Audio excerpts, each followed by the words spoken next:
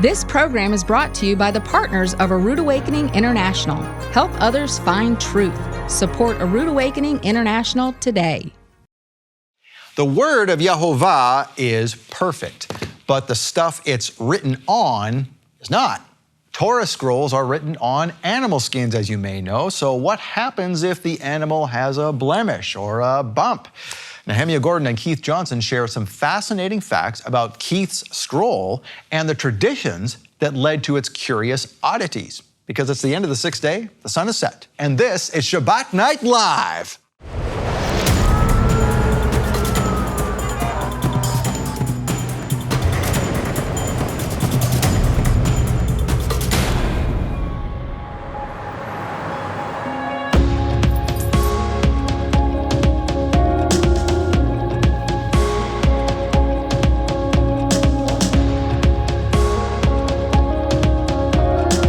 As they take this message out into the world. Well, Shabbat Shalom, Torah fans. Welcome to Shabbat Night Live with Michael Rood. Torah scrolls, as you may know, are written on animal skins, at least the traditional ones. So what happens if the animal has a blemish or a bump on its skin? And what is the tradition to literally get around something like that when they're writing the scroll? Well, Keith Johnson and Nehemia Gordon are going to share some really interesting traditions around that tonight in the second episode of Unrolling the Scroll. And speaking of traditions, it's traditional here on Shabbat Night Live to let you know where we are on the astronomically and agriculturally corrected biblical Hebrew calendar, the calendar with the longest name on the face of the earth. There it is right there. The sun has set, so we are into the third Shabbat of the 8th month. The month known as Mar Heshvan, and it's the third Shabbat of October, so strangely enough. And so let's talk about what's going on this week at Rood Awakening International with our product and fulfillment leader, our partner services leader, and master of all things smoked foods, David Robinson. It's good to be here. Good to see you. Yeah, I wanted to talk about, so first of all, you are a barbecue expert, barbecue in the sense of smoking and that kind of thing. I was just thinking about that because when we talk about Torah scrolls and animal skins, there's obviously they did not have a shortage of animal skins in Israel because of all the sacrifices going on day in and day out. And I just thought to myself, we were talking, my wife and I were talking about this at home, that, back when they had the temple and they're doing all the sacrifices, those priests, the clothes, because they always had linen on and that kind of, they must have smelled like smoked food. It must have smelled like barbecue, like all the time. Like, just imagine the smell in the streets, or at least a campfire. When you go out for a campfire at this time of year, you go out and it's really hard to get that smell out. You don't wear those clothes the next day. It just smell like campfire. So speaking of smoked foods, though, I understand we've talked about this before. So you have some really interesting ideas for smoked foods. I understand that one of your things is smoked spaghetti sauce. Yes. Tell me about that. I'm just curious. Spaghetti sauce. My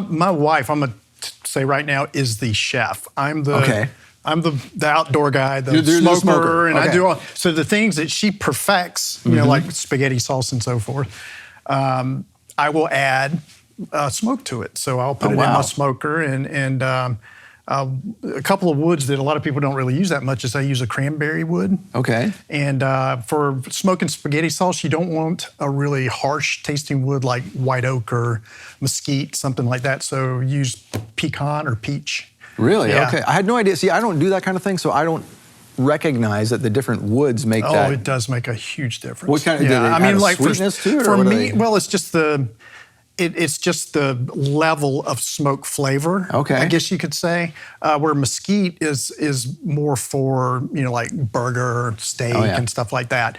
And you learn the hard way. I've tried to do smoked broccoli with mesquite, and it was like, whoa, because certain foods absorb that a lot better than others. Okay. So, you learn by trial and error. And I wonder how much of this the priest did back in the day.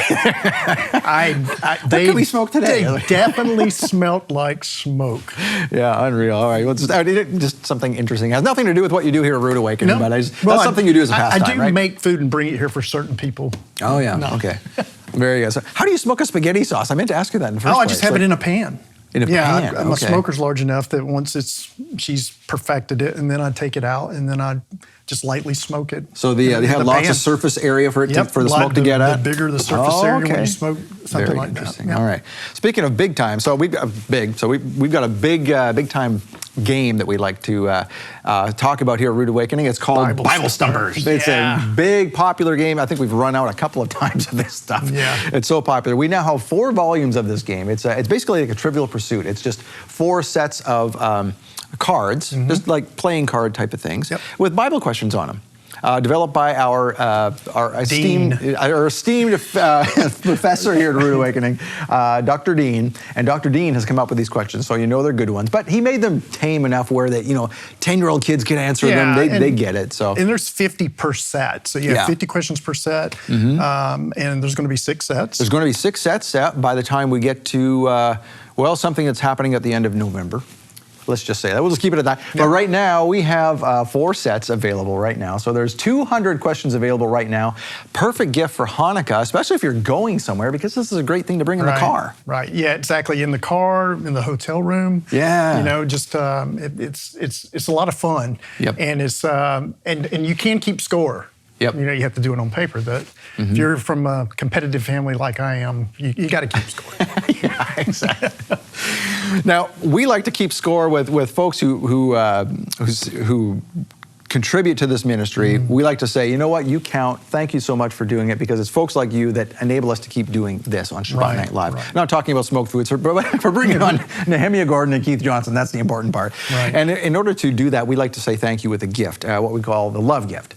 And this month, for a gift of $50 or more, we're going to give you a teaching from Nehemia and Keith. It's called The Scroll Untold. It's basically the bonus best parts that you haven't heard in this series they're doing right now with the Unrolling the Scroll here on Shabbat Night Live. So you'll be getting that as our gift to you to say thank you for donating $50 or more to this ministry.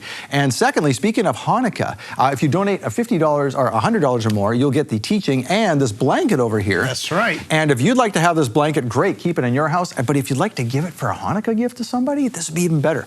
It's all about YeHoVaH's appointed times. And we have a verse down there from Leviticus 23 that says, these are the feasts of YeHoVaH, holy convocations which you shall proclaim at their appointed times. And around the edges, we have all the depictions of the different appointed times. So you've got Passover over here on my side, and over there you've got Purim, and we've got Shavuot. Even some of the not so like Hanukkah, the ones that aren't commanded. And at the bottom here, we have some scenes of different 4 seasons of the year, and that represents Shabbat all year round. Yep. So that's how you can explain this to someone, or you can have it in your home and start up conversation. Great thing to have. Now, David, how big is this thing? It's pretty large. 50 by 60. 50 by 60. So it's almost, so it's 5 feet long and just over 4 feet wide.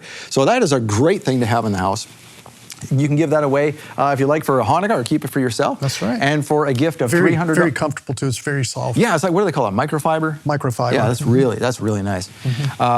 And for a gift of $300 or more, you'll get all of that and the teaching, and this Kiddush set. You get the little Kiddush set, silver-plated Kiddush set. Yep. Now, if it were me, I think this is something I'd want to keep myself. This is one you... Yeah, it's really, and feel how heavy that is. It is, yeah. These are really hefty little things. Well. This is sterling silver, 4 little mini goblets that you can, have your Kiddush with. You can have the Kiddush with here with Shabbat Night Live with Michael, as we always do, right after this segment and right before the teaching. So you can have it for that, or just have it for your family as you bring in the Shabbat. Right. And it comes with a little, 2 little trays, right? 2 little trays like this. And I think we've determined that these are for the bread. Yes. Well, one's for sit on. I like your idea a couple of weeks ago. This one's for bread, that one's for butter. Yeah, this one's for butter. Yeah. So but it comes with this really nice travel case too. So, when you're doing Shabbat on the road, or or going somewhere for Hanukkah or something, whatever. Yeah, you got this that you can. Very wonderful. And that's for. And again, this is a gift. It's not for sale. It's only available during October. So you've got just a few days left to do it. So we just want to say thank you for supporting Shabbat Night Live, and I hope you're enjoying this series as much as I am. I love the neat things that Nehemia is showing on this scroll, and he's the first person in the world to be examining a scroll with the different types of light that he's using, the infrared and the ultraviolet. Ultraviolet, yeah. Yep, and with a magnification. So this is really groundbreaking stuff. So, anyway, you can see the history of the scroll. Yeah, indeed. The things that have happened to it and so forth. Yeah, really neat, and the different types of inks and all kinds of things. Yeah, it's really interesting. All right, well, thank you, David. All right, so the Word of YeHoVaH is perfect, but the stuff it's written on is not. So how do you get around the imperfections of an animal skin document? Keith Johnson and Nehemia Gordon explain next.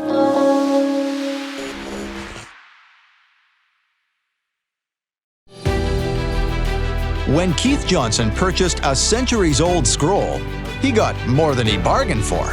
And now, after sharing the scroll's surprising oddities on Shabbat Night Live, Keith Johnson and Nehemia Gordon are revealing the best surprises of all in this month's Love Gift teaching. He said, Keith, I don't know if anyone's ever been able to show this sort of thing this way. Didn't you not say that? I don't know that anybody ever has taken something like this microscope and showed it to an audience that wasn't a bunch of academics at a conference. In this month's Love Gift teaching, The Scroll Untold, Nehemia Gordon and Keith Johnson share the best-kept secrets of one very unique scroll. From mystery markings to rabbinic rule bending, you'll love every minute of this eye-opening story. Right now, for a limited time, you can get your copy of The Scroll Untold by donation. Donate a $50 love gift and we'll send you The Scroll Untold on DVD or Blu-ray. Or for a donation of $100, we'll send you The Scroll Untold, plus an incredibly soft microfiber blanket depicting YeHoVaH's appointed times, available only from a Rood Awakening International. Or as a special offer, for a donation of $300, we'll send you The Scroll Untold, the blanket featuring YeHoVaH's appointed times, plus a silver-plated kiddush set with 4 wine cups decorated with scenes from ancient Jerusalem. These are special gifts from Michael Rood to thank you for your support. Make your donation today and receive the $50 gift, the $100 gift, or the $300 gift. Don't wait. The Scroll Untold is available only until October 31st, and supplies are limited. Call now to receive your gifts. 888-766-3610. That's 888-766-3610. Or get your gifts online at monthlylovegift.com. If you like what you see on Shabbat Night Live, you'll love the bonus episodes, now available only on the michaelrood.tv app. These bonus episodes dive deep to give you more serious study, cutting-edge content, and righteous raves you won't find anywhere else. It's Michael Rood Uncut. Sign up now to get the michaelrood.tv app free for 14 days. It's everything Michael Rood, plus all new bonus episodes you won't find anywhere else. Sign up to watch now at michaelrood.tv.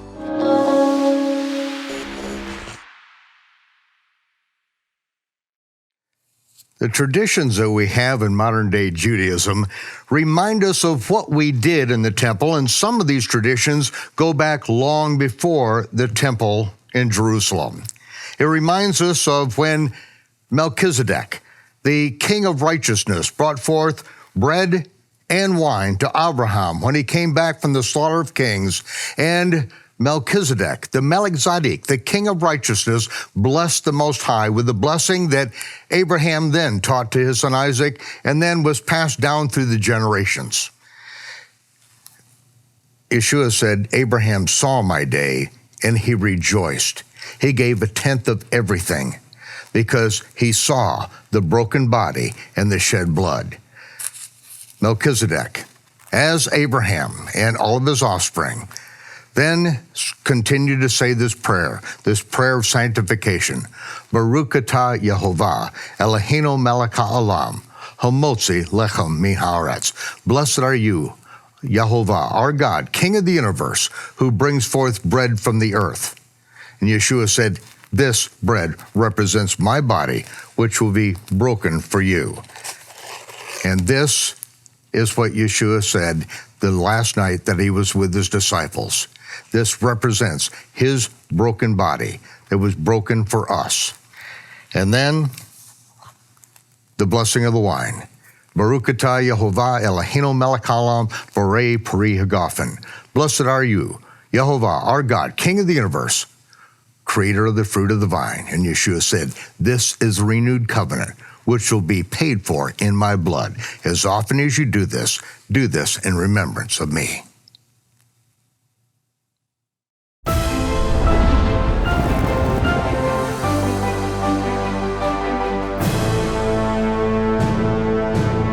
The Bible tells us that the Word itself is a living document. It is sharper than any two-edged sword. In fact, A living document was actually a Torah scroll at Nehemia Gordon's wedding. It was the witness at his wedding.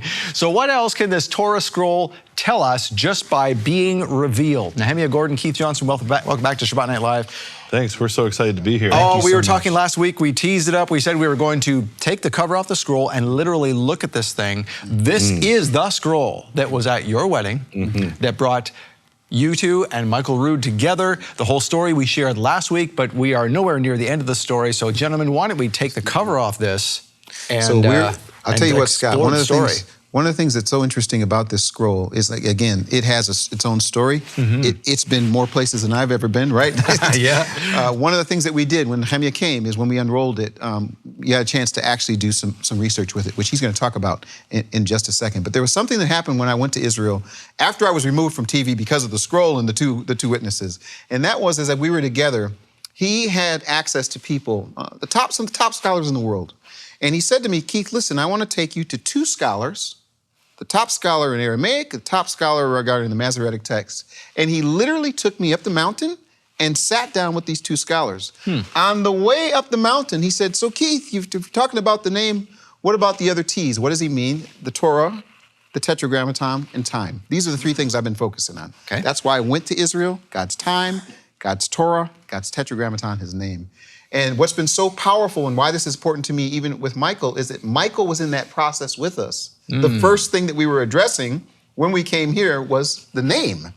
And he talks about it a lot, but I mean, we literally watched a transformation of his approach with the name based on the information that we had. And it's kind of related to this whole issue, but let's get into taking the top off the scroll. Yeah, so let's, we'll do it like they do in the synagogue. You hold it up against you, and I will pull it off here. Okay. And here we can see, Ki mitzion tetzei Torah, Dvar Hashem, YeHoVaH, Yerushalayim. For out of Zion shall go forth the Torah and the Word of YeHoVaH from Jerusalem. We take it off here. And we'll hand that off to one of these gentlemen here. And we are going to now look at the scroll. And as I mentioned, starting at the beginning. As I mentioned last week, I've traveled all over the world and examined scrolls at the Vatican and in London and in Russia, all over the place, Washington, D.C., and came back here to Charlotte, and I said, Keith, and I'll be honest with you, one of the things that really inspired me was we were doing Hebrew Gospel Pearls, and we got to Hebrew Matthew chapter 5, verse 12, and there it has this phrase, Sisu v'simchu, be happy and rejoice. And I thought back to my wedding a year ago where this Torah scroll, this exact Torah scroll was brought out, and it was the witness to my wedding. And I also, at the back of my mind, had this song. There was this wedding song. It's a wedding song based on a verse in Isaiah. And we actually shared about it in the Hebrew Gospel Pearls. It is Isaiah 62, verse 5, I want to say. And it says as follows, for as a young man marries a young woman, so shall your builder marry you, meaning God. And as the bridegroom rejoices over the bride, so shall your God rejoice over you. And the last phrase there is, Yasis alayich Elohayich. That's the same word as in Hebrew Matthew, where he says, rejoice and be happy, Yasis. And I just had in my head the song, Yasis, Yasis alayich, Yasis, Yasis alayich, Elohayich, Yasis. And I had that resonating in my heart, that song. And I said, the Torah scroll was the witness, and we have the rejoicing over the Torah in Jewish tradition. Let's open up Keith's Torah scroll and see what we can find. And I said to Keith, maybe we'll find nothing. I've looked at, if you include photographs, I've looked at over fragments and whole scrolls, over 1,000 scrolls. Actually, in person, looked at something like 100 scrolls.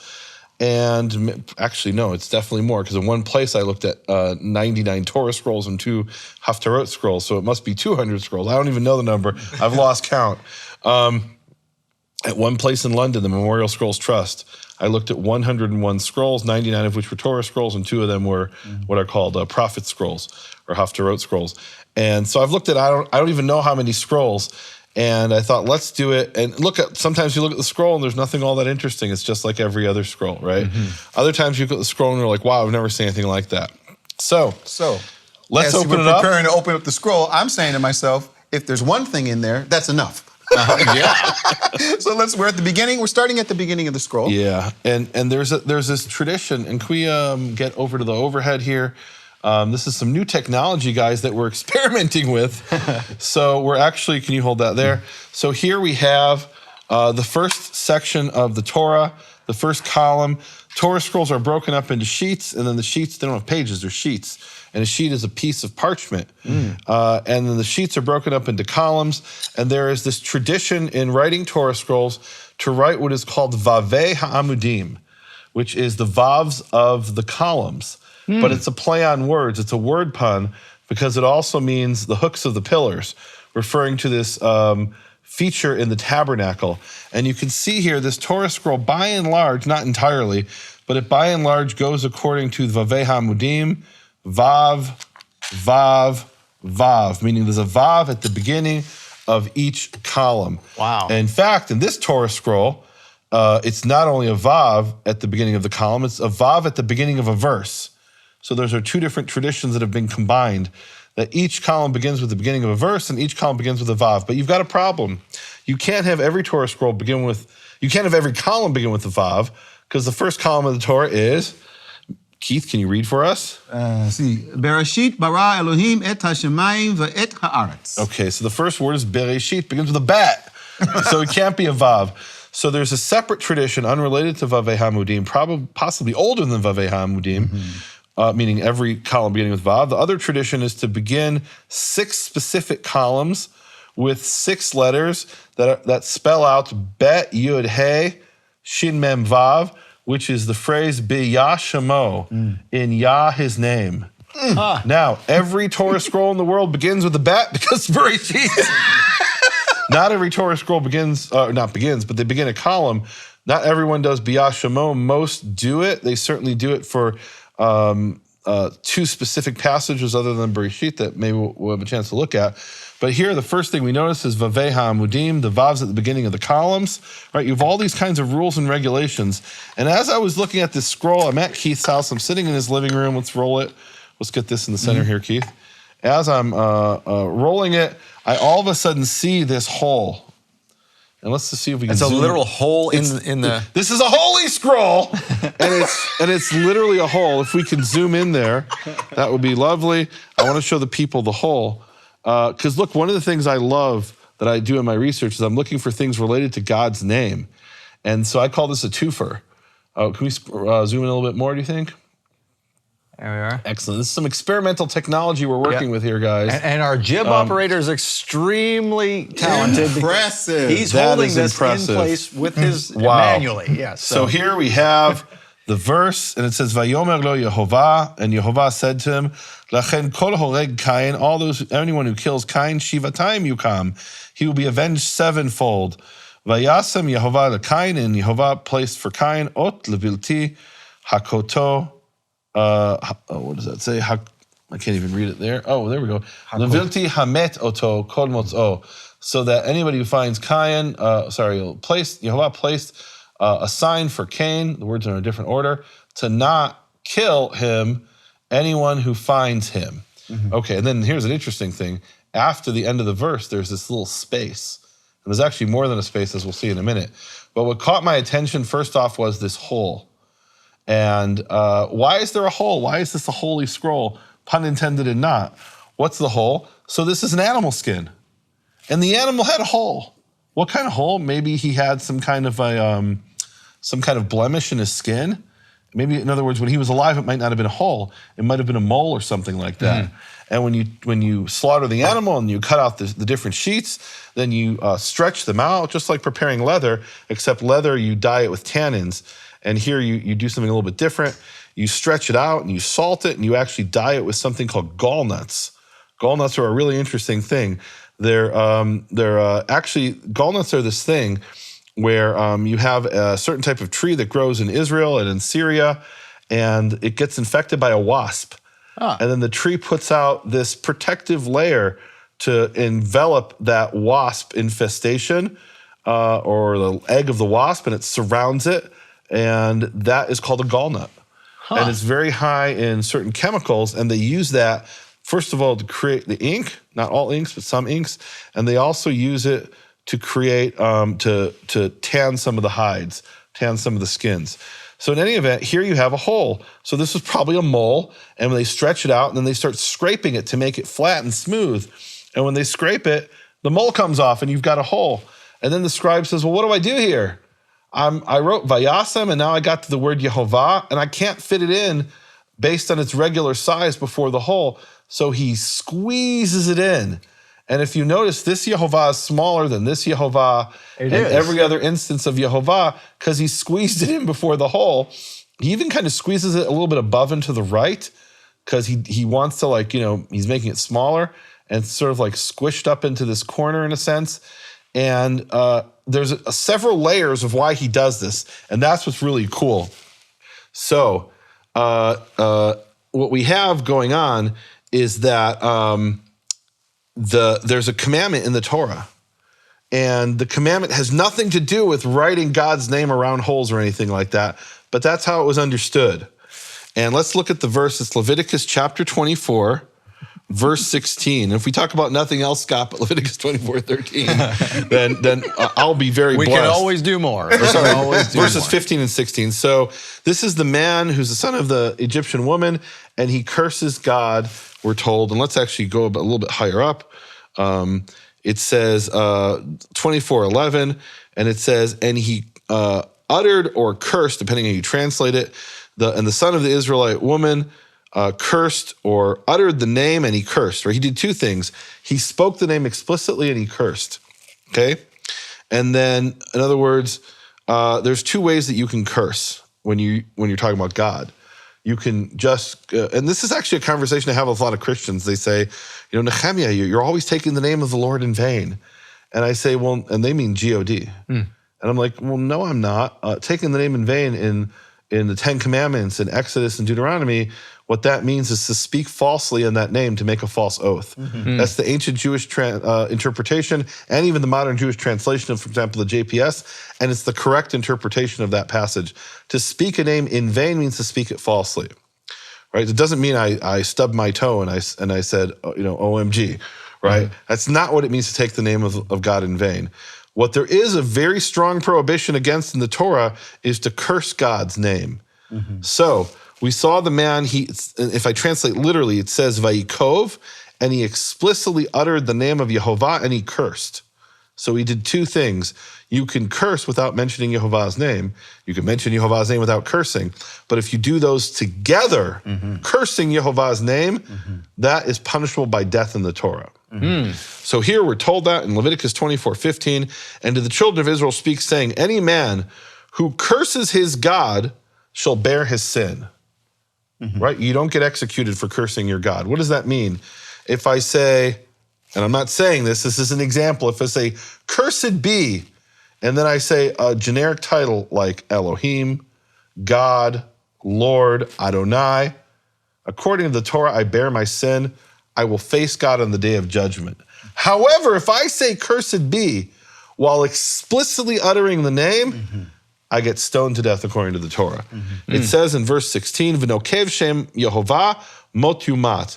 And he who explicitly utters the name of YeHoVaH shall surely be put to death. The entire congregation shall stone him. The sojourner and the native born, when they explicitly utter the name, he will be put to death. Now, in the context, explicitly uttering the name is in the context of a curse. It doesn't mean that I'm making an oath like Ruth said to Naomi, like my wife said to me. My wife said to me, and Ruth said to Naomi, you are my God, not you are my God, excuse me. Your people are my people, and your God is my God. And then Ruth sealed that with a vow. And the vow was, Show so Yehovah, do to me and even more. Well, you've just explicitly spoken the name. Do you get put to death for that? Of course not. God commanded the sons of Aaron. He said, when you bless and we'll hopefully even get to that passage. When you bless the people of Israel, you speak the name 3 times. How do they say it? Yevarechecha YeHoVaH v'yishmerecha, Ya'el YeHoVaH panav elecha v'yichuneka, Yisa YeHoVaH panav elecha v'yasem lecha shalom. 3 times. You speak the name, may YeHoVaH lift his face towards you, may gracious towards you, may YeHoVaH shine his face towards you. I'm messing it up here. May YeHoVaH bless you and keep you. So 3 times, the 3-line blessing, and each time you say the name, I'm looking at the clock, I'm getting nervous here. And each time you say the name, or each line is the name, and at the end it says, "V'samu et shmi al bnei Yisrael v'avachem," and they shall place my name upon the children of Israel, and I will bless them. So there's no question that in the Torah itself, people spoke the name. In some cases, they were commanded to, and in many cases, they were allowed to. So the only way we can interpret this, and it's the correct interpretation, is in the context, which is Leviticus 24:16. He who explicitly utters the name of YeHoVaH as part of a curse, which is the context, he shall be put to death. Okay. There have been different people who interpreted it this different ways. And one of the ways this was interpreted, and we'll talk about other ones, I think, after the break, but one of the ways this was interpreted is that the word nokev means to explicitly utter. It also means to make a hole, to pierce. And there are rabbis who came along and they said, we can't write God's name over a hole because that would be piercing the name. Now, talk about taking it out of context, because here it's talking about explicitly uttering God's name when you curse. But these rabbis said if we interpret this Leviticus 24:16 hyper literally, it means you shall not put a hole in God's name. And let me show you here. Hold on a second. Nope, that's the wrong place here. Here. So here is essentially what we saw on the jib. I'm showing you here this is a photo I took 2 days ago of the same thing. And he squeezed in YeHoVaH's name, because if he didn't squeeze in YeHoVaH's name, part of that name would have been written over the hole. And they interpreted that verse, Leviticus 24:16, in very practical terms to say, you can't put a hole in God's name, which is one way. You cannot pierce God's name. Yes. And therefore writing it over a hole. Now, what's interesting, in the very same scroll, this is Keith's scroll, and I think this is even like on the same page, or it's definitely nearby. Here we have the name Hevel, Abel, and after it is Hevi, he brought. And the part of the lamed of Hevel and the Hey of Hevi are written over a hole that's been patched.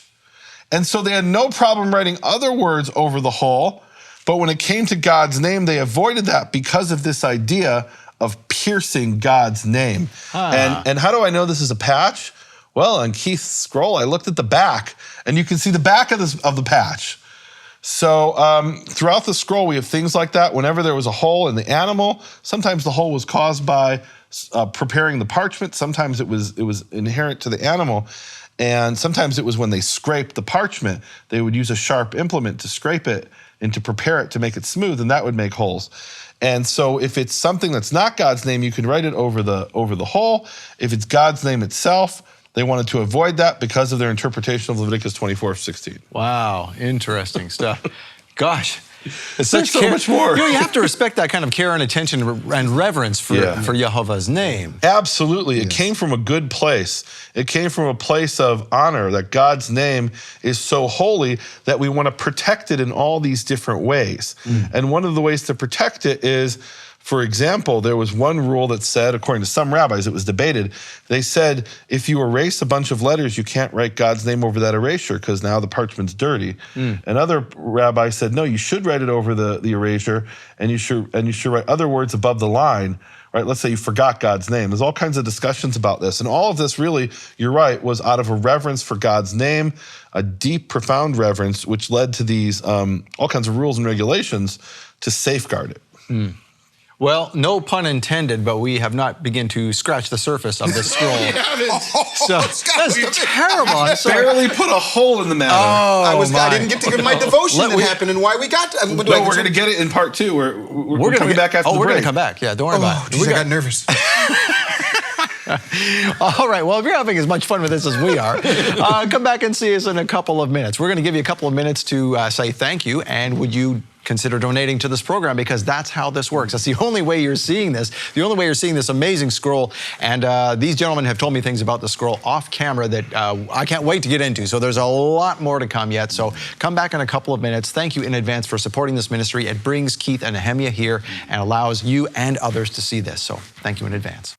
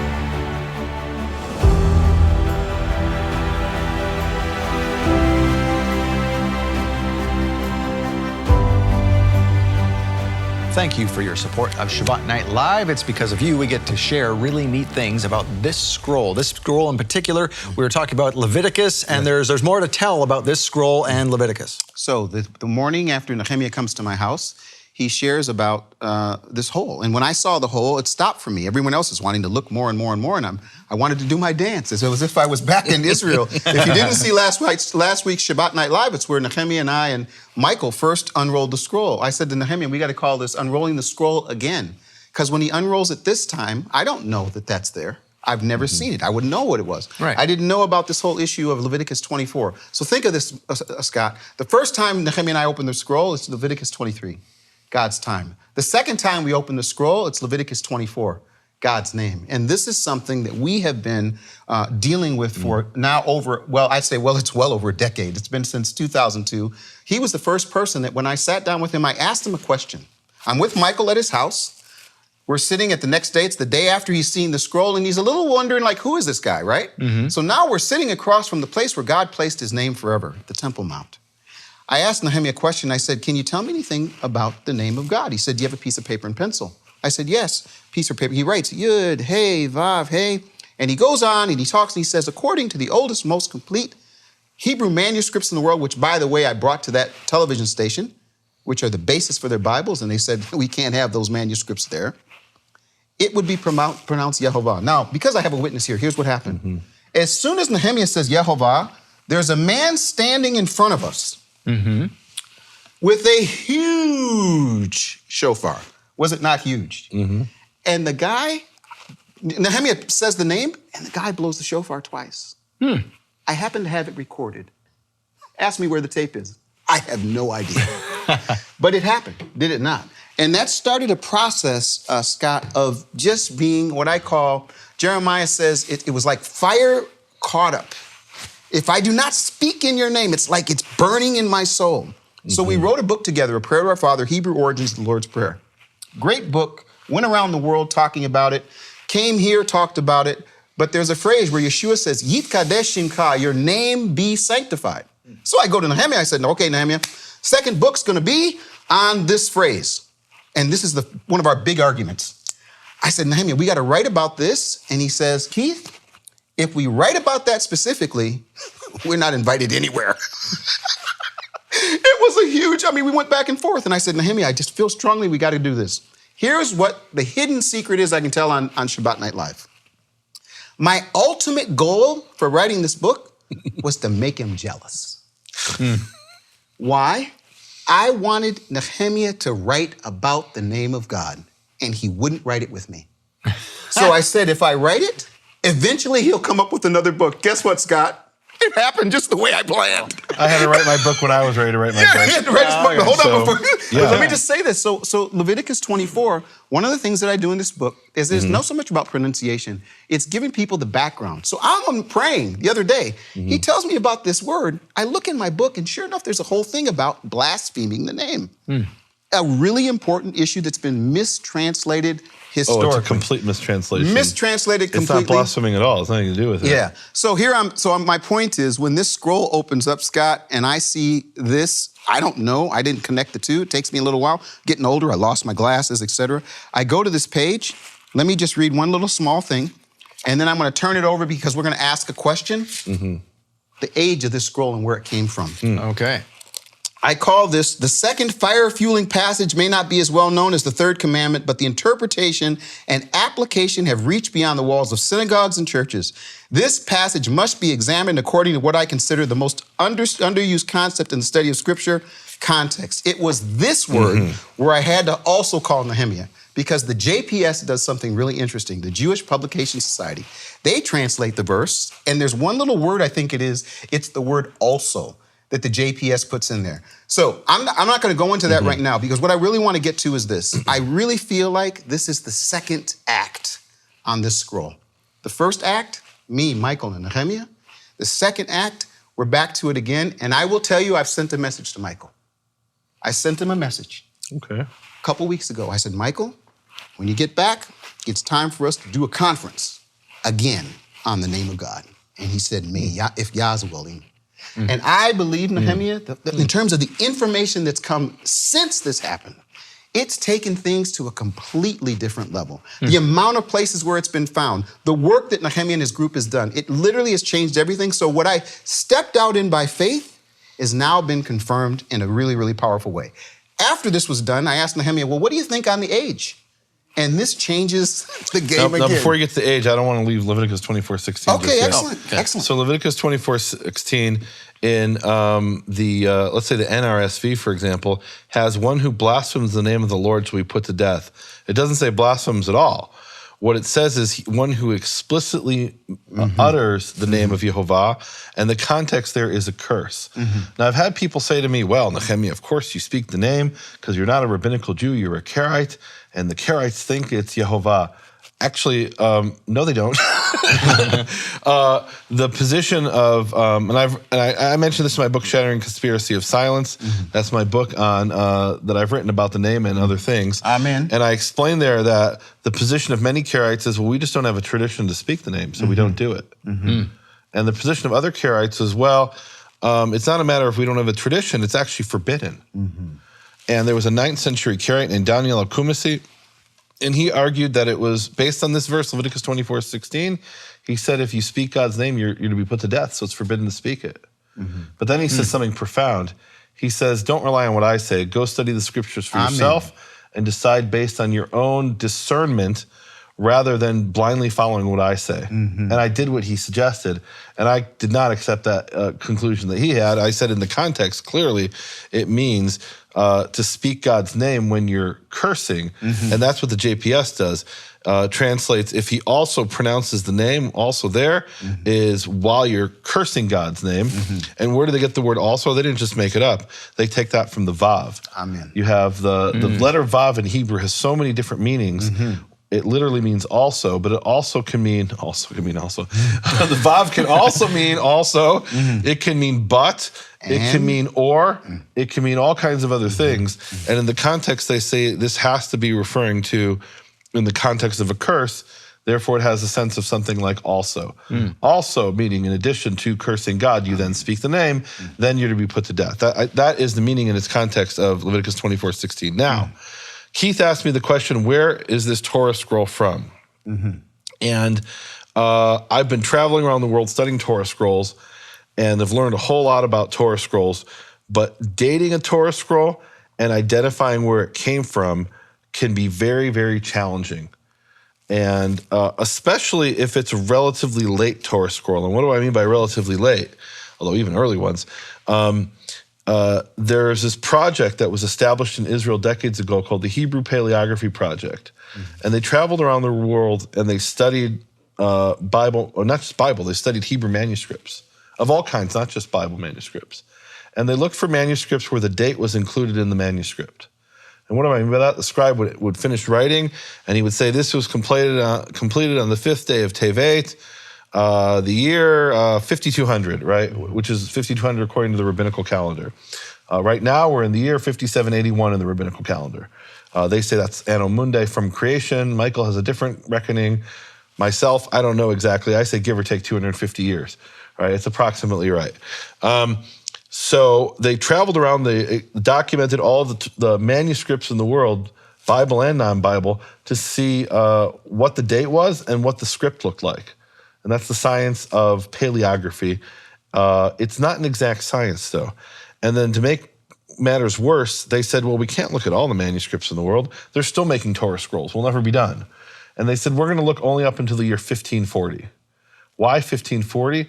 Because that was the Hebrew year 5300. So it was the beginning of a new Hebrew century. And it was also about 100 years after the printing press was introduced into Europe and became widespread. After the Gutenberg Bible was roughly 1450. This is 100 years later. It's a new Hebrew century. Anything after 1540, we just don't have time to do it. Right? There's too many. In our lifetime, we can't finish what we're doing if we don't put a deadline, like an end date. So, how do you date scrolls after 1540? Good luck with that. It's not easy. So I sent photos of this scroll to one of the top experts in the world. And he said that, again, he told me what I know, that it's very difficult to date scrolls. Scrolls in general have another problem. And the problem they have is that by its nature, a scroll is archaic, right? I mean, it's a handwritten scroll in the 21st century, right? And they're still making them today, right? So you're using a technology that ceased really with the printing press, more or less ceased. And that's books at all handwritten. Scrolls ceased really in like the 8th century. Outside the Jewish world, scrolls, other than the British Parliament, which actually produces scrolls are extremely rare in the world today, and have been for the last 1,000 years. So, right there, here's a special case of having a scroll, which is a Torah scroll. So he said, with all that said, this appears to me to be a scroll from Yemen, and it's a scroll from either the end of the 19th or the beginning of the 20th century. And of course, we were hoping he would say it's a 1,000-year-old scroll written in the land of Israel by Aaron Ben Asher himself. Okay, it's a late 19th, early 20th century scroll written in Yemen. Now, that makes it a very special scroll in and of itself. Oh. Because the Jews of Yemen you had Jews all over the world. They were scattered in the diaspora. And the Jews of Yemen have an incredible story. And this scroll has an incredible story of how it got to Israel, where Keith purchased it, where he got a hold of it. Now, I don't know this specific one because I didn't have a GPS tracker on it. But scrolls of this sort, this is how they got to Israel. So you had Jews in Yemen, and Yemen is part of the Arabian Peninsula, and the people who ruled there for last 1,400 years were Muslims. And we have this narrative, we've been told, that Jews suffered horribly in Christian countries, but in Muslim countries, they had it pretty good. That's the myth that we've been told. And there is some truth to that. But if we're really honest, Jews living in Christian countries were, think about African Americans living in the South before the Civil War. Were things good? No. Compare that to African Americans living in the South after the Civil War, before the civil rights movement, right? Things were better, but they weren't good. And that's what it was like for Jews living in Muslim countries. It was like African Americans or black folks in the South after the Civil War, before the civil rights movement. And Yemen was an exception. The Jews in Yemen had it worse than any other Jews, maybe even than most Jews in Christian countries. Yemen, they were fanatical Muslims. And for example, in the 17th century, they banished all the Yemenite Jews to this one area for a period of a year. And somewhere between 2/3 and 3/4 of the Yemenite Jews died in a period of a year. That was the Yemenite Holocaust. That's what it was like for Jews in Yemen. There was a period where they were forcibly being converted to Islam, and they held tightly onto their faith, and many of them were martyred. Many of them died. Maimonides writes about this in the 12th century. And in Yemen, they never had a printing press. The Jews didn't have a printing press. And they were living in the Middle Ages. And I mean, up until 1950, they were living in the Middle Ages, which is, like, what do you mean? The Middle Ages ended with the Renaissance, or maybe you could say ended, with the emancipation of the Jews in Europe in the 1780s, 1800, right? Depending how you date in different areas of Europe and different areas of the world, the Middle Ages. But the Jews in Yemen, their Middle Ages ended in 1950. And what happened in 1950 is the State of Israel was founded in 1948. And then after the war ended, there was a war of independence that lasted about a year into 1949. And then somebody said, well, what about the Jews of Yemen? They've been praying for 2,000 years, yearning to come back to the land of Israel. And we should go get them. And they put together this operation, and it involved sending members of the Jewish agency out into the countryside of Yemen. 80% of the Jews in Yemen lived in these small little villages. They were essentially living, it wasn't the Stone Age, it was essentially the Iron Age, right? I mean, when they came to Israel finally, there were people whose job it was to carry water on their back. And if you were in the marketplace, they would pour a cup of water for you that they had pulled out of the well, because there was no running water, and sell you a glass of water. It's kind of Isaiah 55, where he says, ho, those come for water to drink, right? So people still had that job in the 20th century in Yemen. And so the Jewish agency sends people to Yemen, and they scatter among the Jews of Yemen, and they tell them, the thing you've been praying about for 2,000 years, it's time. And they said, well, what do you mean? It's a prayer every year at the end of the Passover Seder.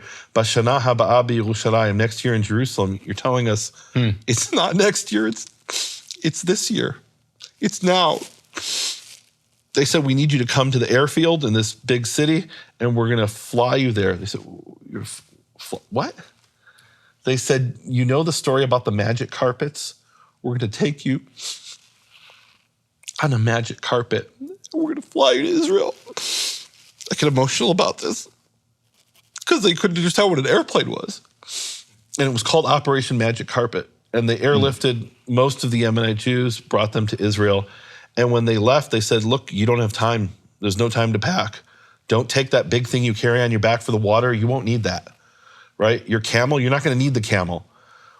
Well, what can we take? Take your most valuable possessions. And what did they take? They took their manuscripts. They took their Torah scrolls. They took their sacred artifacts and their clothes. They said, you can get new clothes in Israel. And they took their most precious things and they brought them to Israel. And this was probably used in a synagogue for decades. And at some point, because it's rolled back and forth, that process is an abrasive process, right? When you roll the scroll, you're doing a little bit of tiny damage to the letters. That's how it's different from a book. In a book, I can flip the pages and do no damage. Right. Whereas, now I'd maybe do damage to the spine, right? But I'm not doing damage to the ink. Whereas this handwritten document, the Torah scroll, you're damaging the ink, and you can do it, and it depends who you ask, something like 200 years, depending on how the ink is prepared, right? And each year, you're rolling it back and forth twice. So this was probably used for decades in a synagogue. And at a certain point, somebody realized, okay, the ink has faded, there's some water damage, there's all kinds of other problems, we can't use this anymore. And they put it in the back room of the synagogue, which is called the Geniza. And somehow it got from that Geniza into Keith's hand. And probably what happened is somebody said, hey, and I asked this question 16 years ago. I asked one of the top experts in the world on Torah scrolls. I said to him, you know, I've seen that there's people, and this is a few years after Keith bought his scroll. I said, I see there are folks who are buying these Torah scrolls. Have you ever heard of something like that, where they're taken out of the Geniza and given to people? And he said, yeah, it happens all the time. They give them to little children to carry around on Simchat Torah. And, you know, at the time, you could have gotten it for 150 shekel. But if you're not Jewish, well, then it costs a little bit more than 150 shekel. He's never told me what he paid, but I guarantee it was more than 150 shekel. And the price has gone up in any event. So here he has a Torah scroll that's anywhere between 100 and 150 years old that originally came from Yemen, that was brought by these Jews who just lived in just horrific conditions. And when they were told they could come to Israel, they rushed. There was no ifs, ands, or buts. They left the place they'd been exiled to for thousands of years. So I'm listening to Nehemia tell this story, and I'm inspired. I'm inspired because what we find in this scroll, if we keep unrolling it, 7 or 8 things that Nehemia's never seen. I don't want to tease the people. What I really would love to do, Scott, is to sit and unroll this scroll with Michael one day. That's what I'd really love to do. But there are a couple scrolls here, and this guy's an expert. Now, what I think should happen, I'm just going to give you my opinion. I want to wait for Michael. I think we ought to do a special where he, from scratch, unrolls those scrolls and finds out what's in there. Well, we could do those, but this has things those scrolls don't, and vice versa. How do you know? How do you know? I've already looked at them. I haven't looked at. That's who you're talking to, Keith. Well, I haven't looked at the whole thing, but I've looked at enough of the scrolls to see this is characteristics you won't find in those scrolls, and vice versa. And I feel like we promised the people we'd show it to them. Would you be willing to come back, Keith? For one more Shabbat Night Live? Let's do another Shabbat Night Live. Let's do it. Okay. Are we serious? Are we going to do another one? Let's do another one. We'll do another Shabbat Night Live, and we'll share. We'll actually open the scroll. We'll open it even more. And what I'd really like to do is I have here a device. Oh, you're going to bring out this The device. microscope, where I could show them things okay, well, that you can't see with the naked eye. No, he's got it with him. Okay. Okay, well, we're going to have another one. to come back. All right, so next week on Shabbat Night Live? Sure, why not? Will you join us too? We want you to come back, okay? Join myself, Nehemia Gordon, and Keith Johnson. We're going to open up the scroll. We're going to use the devices that Nehemia has brought. Wow. This is going to be amazing. I don't even know what they're going to show us. I honestly don't know what they're going to show us. So we'll just have to tease it and say, you come back, I'm going to come back. We'll figure out what's going to happen, and we'll see you then. Until then, Shavua Tov. Have a good week. Shalom, Torah fans. Give this video a thumbs up and share it with a friend. Tap the subscription button and the bell icon. And I promise to update weekly with in-depth biblical research. Be sure to download the new michaelrood.tv app for both mobile and home devices for even more commercial-free content.